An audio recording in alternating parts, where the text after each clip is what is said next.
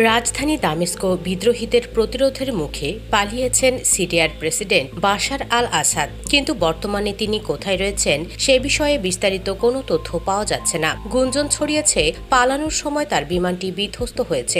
ধারণা করা হচ্ছে ক্ষমতাচ্যুত আসাদ ওই বিমানে ছিলেন।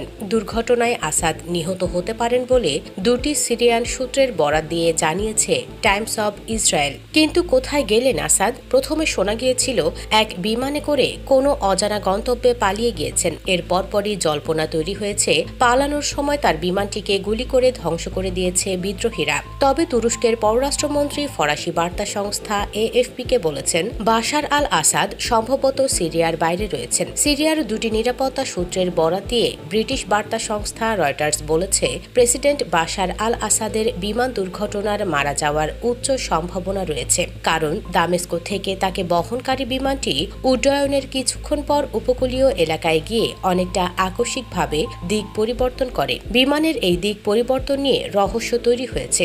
বিশ্বজুড়ে বিমানের চলাচল পর্যবেক্ষণকারী ওয়েবসাইট ফ্লাইট রাডার বলছে আসাদকে বহনকারী বিমানটি সিরিয়ার মানচিত্র থেকে অদৃশ্য হয়ে গেছে। ফ্লাইট রাডারের তথ্য অনুযায়ী বিদ্রোহীরা সিরিয়ার রাজধানী দামেস্কের দখল নেয়ার খবর ছড়িয়ে পড়ার পরপরই একটি বিমান দামেস্ক বিমানবন্দর থেকে উড্ডয়ন করেছে। বিমানটি প্রাথমিকভাবে সিরিয়ার উপকূলীয় অঞ্চলের দিকে উড়েছিল।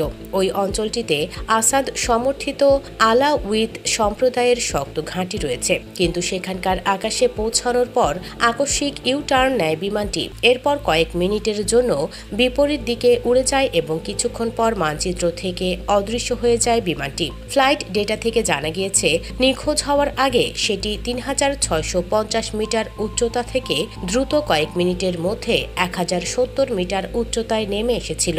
হমস শহরের দখল রয়েছে বিদ্রোহীদের হাতে। সেখানেই বিমানটির আকস্মিক পথ পরিবর্তন এবং তারপর তার সংকেত হারিয়ে যাওয়া থেকে জল্পনা তৈরি হয়েছে বিমানটিকে গুলি করা হতে পারে।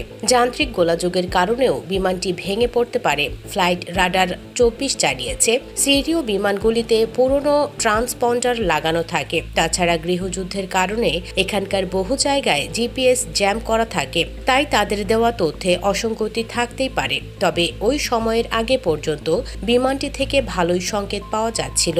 তবে দামেস্ক থেকে উড্ডয়ন করা ওই বিমানে প্রেসিডেন্ট বাশার আল আসাদ ছিলেন কিনা তা তাৎক্ষণিকভাবে নিশ্চিত হতে পারেনি রয়টার্স। যদিও সিরিয়ার নিরাপত্তা সূত্র রয়টার্সকে বলেছে প্রেসিডেন্ট আসাদের বিমান দুর্ঘটনায় নিহত হওয়ার প্রবল সম্ভাবনা রয়েছে।